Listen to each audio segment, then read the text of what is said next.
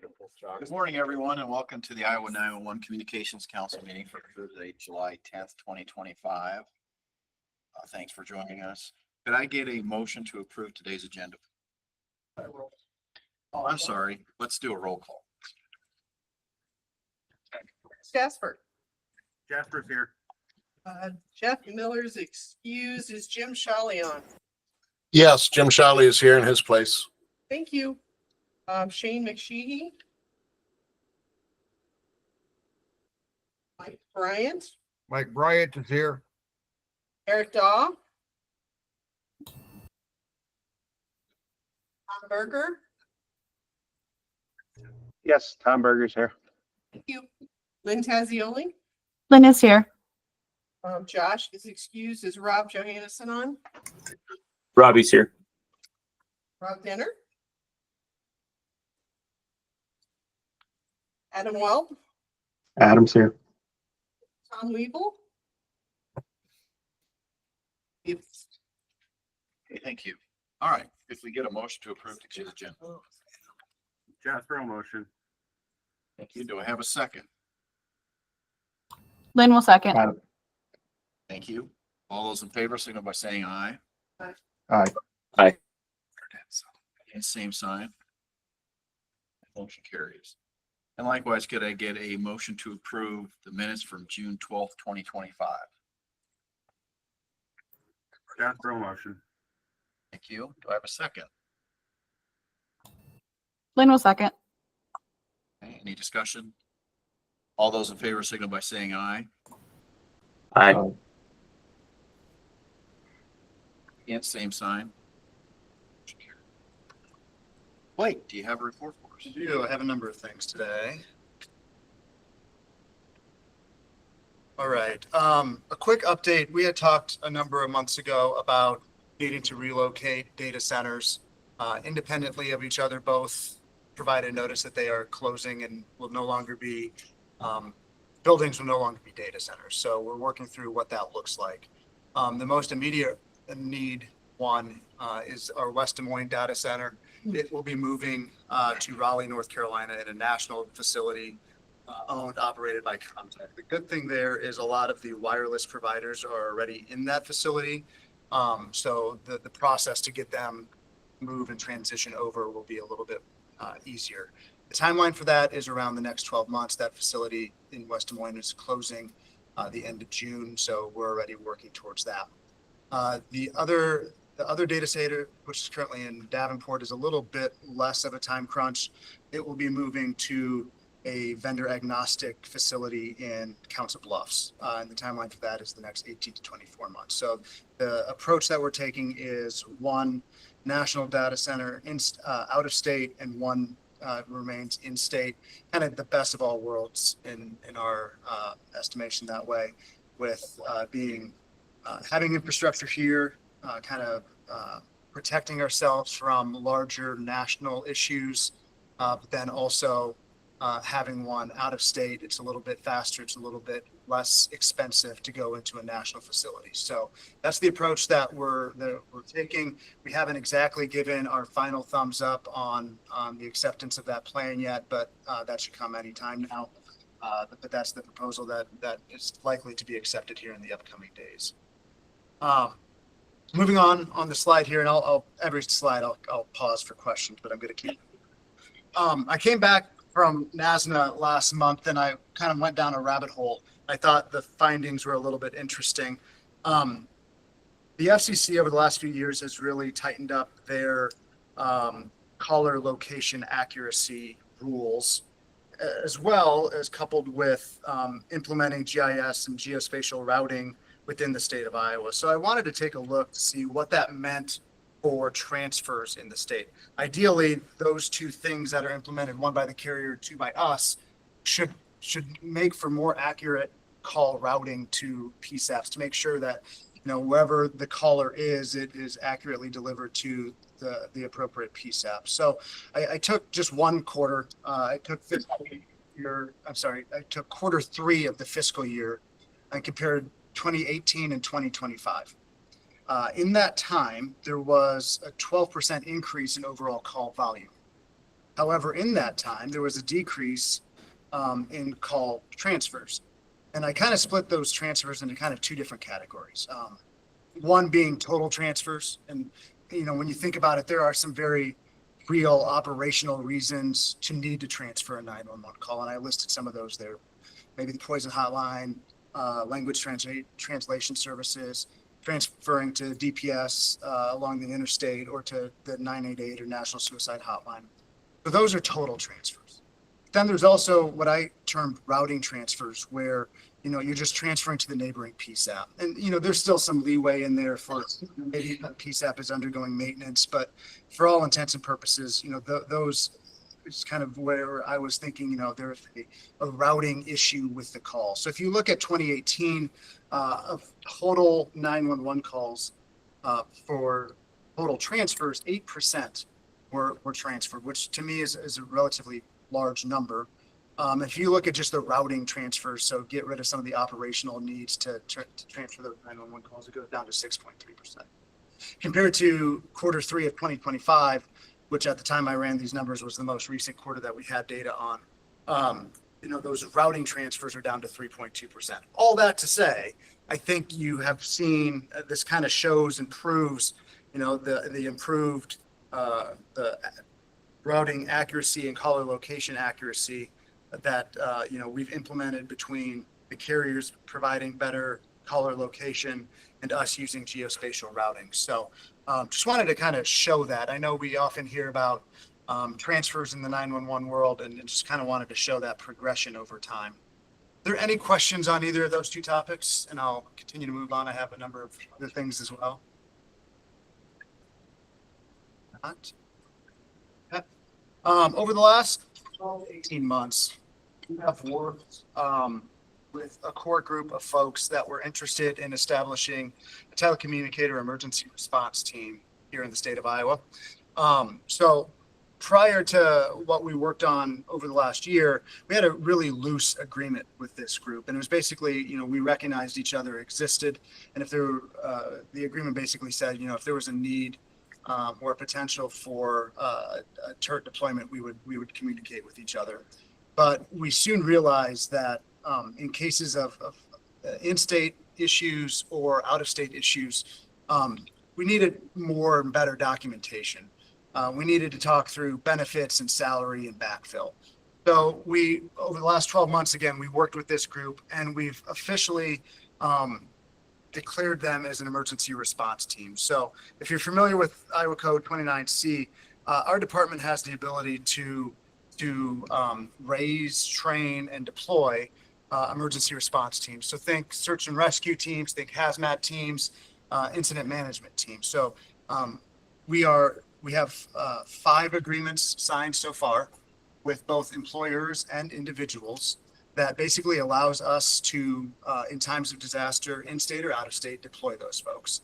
And it's absolutely an optional thing. If you are out of state on vacation, you're not necessarily we can't make you deploy. But a lot of these folks have shown interest and a willingness and desire to deploy. So this is the kind of the process that we have that cloaks them as an agent of the state. It provides for reimbursement, it provides for benefits, it provides for travel. So obviously we're looking to grow that team as well. So if you are interested, if you have telecommunicators that might be interested, reach out to me or Brian Sellner is the contact with the team. He's out of Westcom. And one thing to point out as we talk through those costs being reimbursed, that is not through surcharge dollars. That's through executive council. It's through state general fund, economic emergency fund. So those costs are covered, but it's not through the normal 911 surcharge channels. So again, all those things have been vetted. And over the last number of years, we've seen a lot of requests for TERT members, especially hurricane season. So this gives us the ability to deploy those folks a whole lot faster with everything kind of in line and ready to go prior to a request coming in. So the next topic, number of years ago, the governor put out Executive Order 10, which directed all state agencies to go through a process to rescind and then redraft and reapprove all of the agency rules. So each agency was assigned a certain calendar year. I think we're in about year 3 of EO10. So this is actually our department's calendar year that we're working on this. And we've already gone through the process for, I don't know, about 6 of our agency rules. But one that we had kind of waited towards the end of the calendar year for was Chapter 10, which governs 911. So I have started to work through that. Right now, that rule is about 14 pages long. There's a number of steps along the way that the purpose of EO10 is really for public engagement. So there's regulatory analysis and there's public comment, public hearing piece for that. And then the next step is notice of intended action. And again, there's public comment and public hearings for that.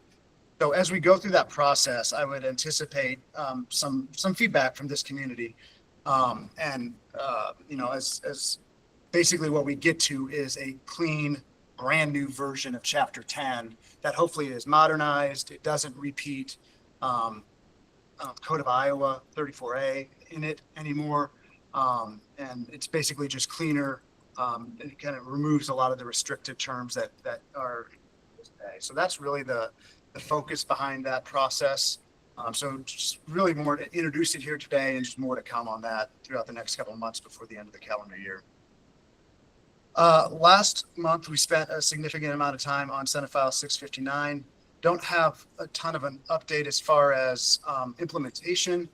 No changes as far as that goes, but I do want to remind folks that we do have the process where we'd like to get MOUs in place with 911 service boards. It allows us to withhold the appropriate amount of funding on the front end versus a process where we remit payment, invoice your local jurisdictions, and then you cut us back a check. It saves on the administrative overhead on that entire process. To this point, we have 18 folks that have signed or provided notice that they're interested in pursuing that MOU. I anticipate that MOU will be sent out to those folks by the end of the week. But if you are interested in that, and I've sent it out over email as well, but you can scan the QR code and indicate your interest as well. That is not, the MOU itself. That's just kind of raising your hand and saying you're interested in it. And then we would send you the MOU over email for processing signatures that way. Any questions on this slide?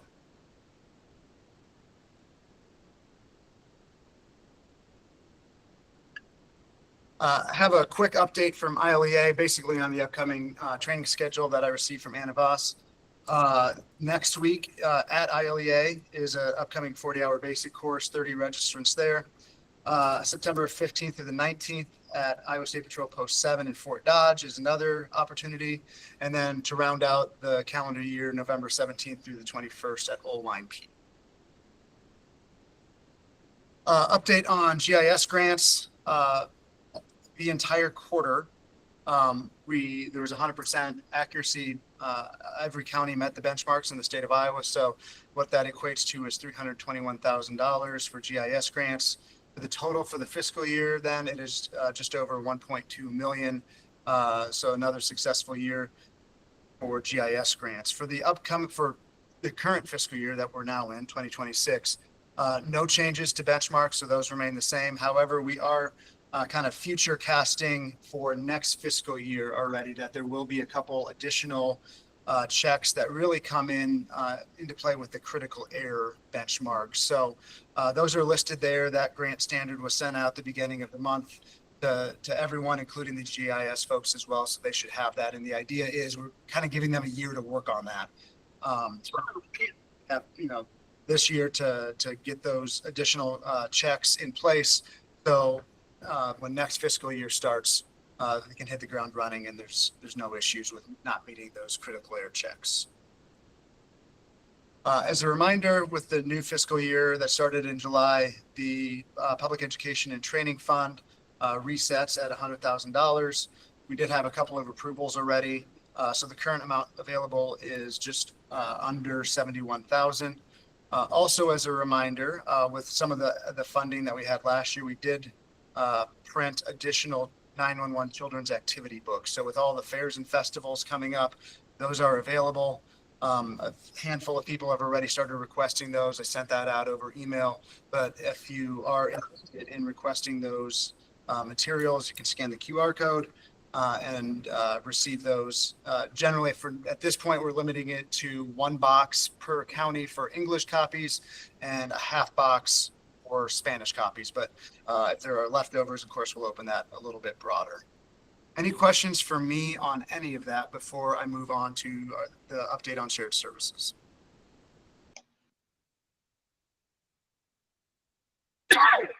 Hearing none. Lynn from Zetron, are you on? Yes, I am. Can you hear me? Sure can.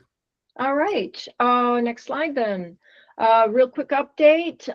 Dallas County is live on shared services. Fremont County is the next one that we are kicking off. Will be done over the next couple months. This is what the current map looks like with 83 live and 1 pending. Next slide, please. Just updated numbers there, summary data for number of PSAPs that we have on the learning management system. If you're interested in signing up, please send Christy an email, and reminder, you do not have to be part of shared services to access this training system. And next slide. And always a reminder, if you want to be on our list for the newsletter, just send an email to me at lynn.warren@zetron.com. And I think that's it, unless there's any further questions. Thank you. Any questions for me or Lynn? If not, I'll turn it back over to you, Mr. Chair. Okay, thank you. Mentioned we did not have any training fund requests. On to technical advisories. Does anyone have any they'd like to present? Hearing none. We get an update on ISICS from Ms. Nichols. Hey, thank you, Chair. Just a few things. I am looking for agencies willing to allow video recording. This will be used in training materials and promotional materials on ISICS, mostly on their standards. I would also welcome any information on coordinated incidents. I don't always see or hear about these events, so I would welcome emails or texts about interoperability so I can touch base with our partners. Also, the RIC committees would be a great place to share the experiences of these events, so please join if you're able. We do have the COM-L rescheduled. That'll be in Council Bluffs, September 22nd through the 24th. I will be reaching out to the original 15 registrants. That was initially an April class, so I will be reaching out to you if you registered. There will be up to 15 more open seats. This course will be taught by a CISA instructor who will also be observing Iowa COM-Ls, working toward their COM-L instructor credentials. So the hope is that the course will create not only new COM-L state, but at least 1 new COM-L instructor. Update on IMED funding has not been released since the pause beginning in February. That's all I have, unless there's any questions for me. Thank you. All right, moving on. Can we get an update from U.S. Department of Homeland Security, Cybersecurity, and Infrastructure Security Agency, Mr. Meyer? Thank you, Mr. Chair. Good morning, everybody. So short update this month. The biggest thing coming out is the encouragement to maintain vigilance on your systems. We have a lot of critical communications assets in the state, and we want to make sure that those are up and running and available to everybody that needs them. This past month, there was a new NTAS bulletin released along with a co-sealed fact sheet that urges entities of all sorts to maintain watch over their systems, especially in the current state that we're in right now for the potential of malicious cyber activity.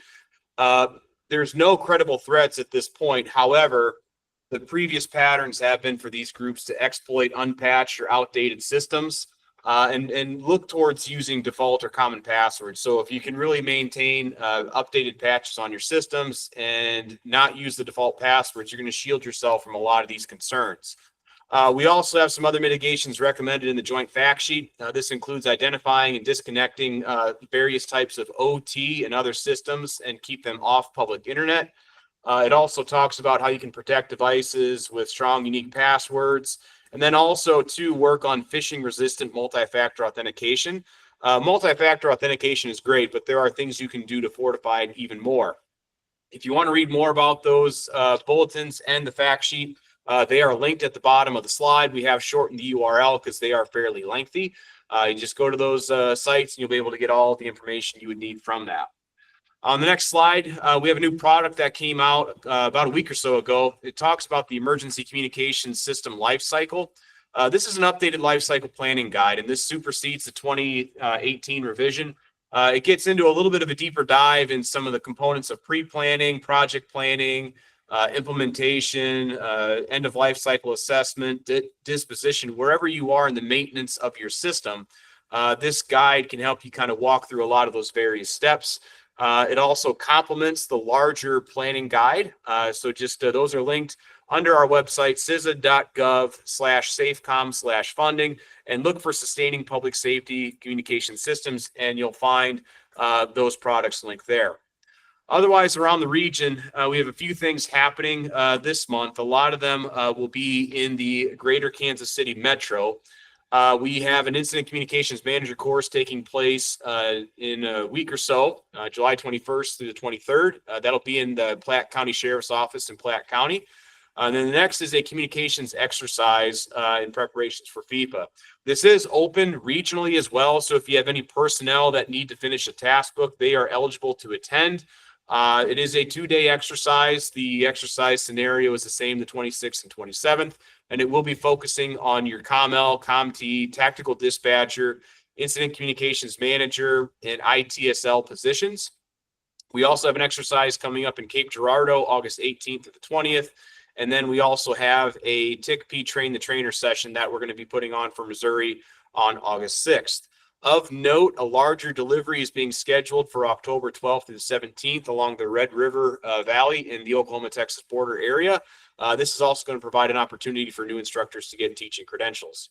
That's my report for the month. I can go ahead and take any questions. Thank you. All right, any legislative issues? Okay, any information sharing by council members? No unfinished business, new business, or travel requests. Do I have any business from the floor of folks in the room?